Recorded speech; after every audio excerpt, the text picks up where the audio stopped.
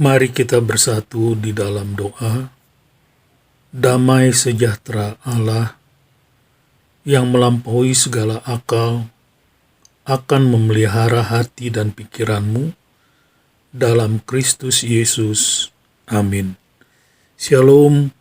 Selamat pagi Bapak Ibu Saudara yang dikasihi oleh Tuhan. Pemberitaan firman Tuhan di pagi hari ini terambil dari Injil Markus pasalnya yang pertama, ayat yang ke-40 sampai dengan yang ke-45.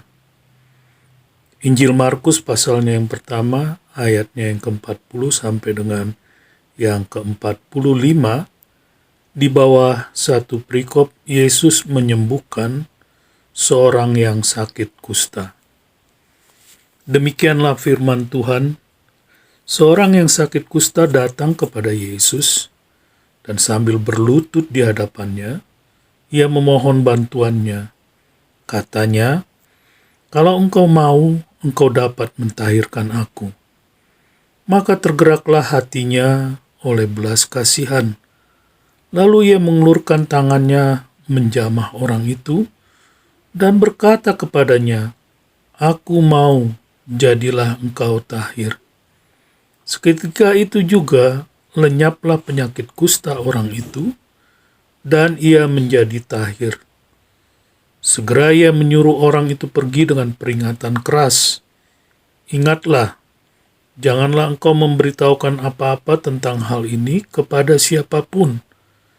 Tetapi pergilah, perlihatkanlah dirimu kepada imam, dan persembahkanlah untuk pentahiranmu persembahan yang diperintahkan oleh Musa sebagai bukti bagi mereka." Tetapi orang itu pergi memberitakan peristiwa itu dan menyebarkannya kemana-mana, sehingga Yesus tidak dapat lagi terang-terangan masuk ke dalam kota. Ia tinggal di luar di tempat-tempat yang sepi, namun orang terus juga datang kepadanya dari segala penjuru. Demikian pembacaan firman Tuhan di pagi hari ini.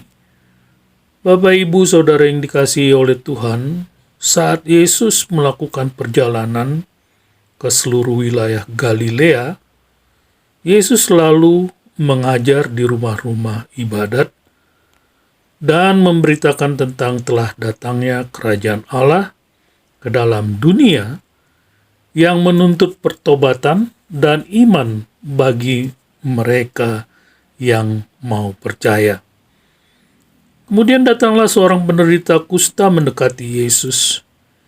Sekali lagi dalam pelayanannya, Yesus menunjukkan belas kasihan kepada setiap orang yang membutuhkan kesembuhan. Seorang yang menderita penyakit kusta tidak hanya menderita karena penyakitnya, tapi juga memiliki implikasi sosial dan agama yang serius di Israel pada waktu itu. Implikasi sosialnya adalah karena penyakit kusta sangat menular, para penderita kusta tidak diperbolehkan tinggal di komunitas mereka. Mereka juga dikucilkan dan dilarang untuk berhubungan dengan orang lain. Sedangkan implikasinya secara keagamaan, hukum Musa dengan jelas menyatakan siapapun yang menderita kusta sebagai orang najis, dan karena itu mereka dipisahkan dari komunitas perjanjian, sebab setiap kontak dengan orang lain akan menyebabkan orang tersebut menjadi najis. Meskipun adanya sanksi sosial dan keagamaan terhadap orang yang menderita kusta tersebut, tetapi orang ini mengesampingkan semua aturan tersebut dan percaya bahwa Yesus dapat membuatnya tahir. Dia datang kepada Yesus dan dengan hormat dan penuh kerendahan hati, yaitu dengan berlutut, dan dia percaya bahwa Yesus memiliki kuasa untuk menyembuhkannya. Orang itu berkata, "Kalau engkau mau, engkau dapat menyembuhkan aku." Yesus pun berkata, "Aku mau, jadilah tahir." Nah, Bapak Ibu Saudara yang dikasihi oleh Tuhan, belas kasihan Yesus terhadap orang yang menderita kusta ini melampaui aturan hukum dan standar sosial masyarakat yang menyerukan agar Yesus untuk menghindari penderita kusta. Tetapi Yesus menanggapi seorang penderita kusta itu sebagai orang yang membutuhkan belas kasihannya. Inilah hati Yesus, hati yang penuh kasih dan perhatian bagi mereka yang sangat membutuhkan. Kemudian Yesus mendekat dan menyentuhnya sehingga orang itu pun menjadi tahir. Yesus kemudian memerintahkan kepada orang itu untuk tidak memberitahukan siapa-siapa dan memberikan persembahan sesuai yang diatur dalam hukum Musa. Perintah untuk diam ini memiliki tujuan bahwa pelayanan Yesus bukanlah yang terutama untuk melakukan mujizat, tetapi untuk memberitakan keselamatan.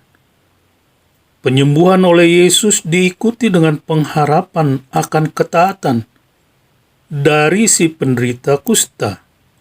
Namun pada kenyataannya, si penderita kusta tidak menurutinya. Mau tak mau dia memberitahu orang lain apa yang telah terjadi. Tetapi akibat dari ketidaktaatannya memiliki konsekuensi. Oleh karena peristiwa penyembuhan itulah membuat orang-orang berbondong-bondong kepada Yesus. Dan Yesus pun dilarang datang ke kota untuk mengajar dan berkhotbah lagi. Nah, Bapak Ibu Saudara yang dikasihi oleh Tuhan, melalui kisah ini maka kita dapat mengambil kesimpulan. Yang pertama adalah dalam kisah ini kita dapat melihat betapa besar belas kasihan dan kuasa penyembuhan dari Tuhan Yesus. Sebagai orang yang berdosa, kita juga harus datang kepada Yesus dengan iman, karena kita tahu bahwa Yesus selalu siap dan mampu menjadikan kita tahir dari dosa kita. Yang kedua, Yesus datang ke dalam dunia adalah untuk menyelamatkan orang berdosa, yang melalui kematian dan kebangkitannya, kita dapat diampuni dan disucikan. Selamat beraktivitas, Tuhan Yesus memberkati. Bapa, terima kasih untuk firman-Mu. Kami bersyukur memiliki Allah seperti Engkau, yaitu Tuhan dan Juru Selamat kami, Yesus Kristus. Terima kasih untuk anugerah keselamatan yang Tuhan anugerahkan bagi kami. Berkatilah Bapak Ibu Saudara yang mendengarkan firman-Mu di pagi hari ini. Di dalam aktivitas mereka, Tuhan memberkati. Saudara-saudara, arahkanlah hatimu dan terimalah berkat Tuhan. Tuhan memberkati engkau dan melindungi engkau. Tuhan menyinari engkau dengan wajah-Nya dan memberi engkau kasih karunia.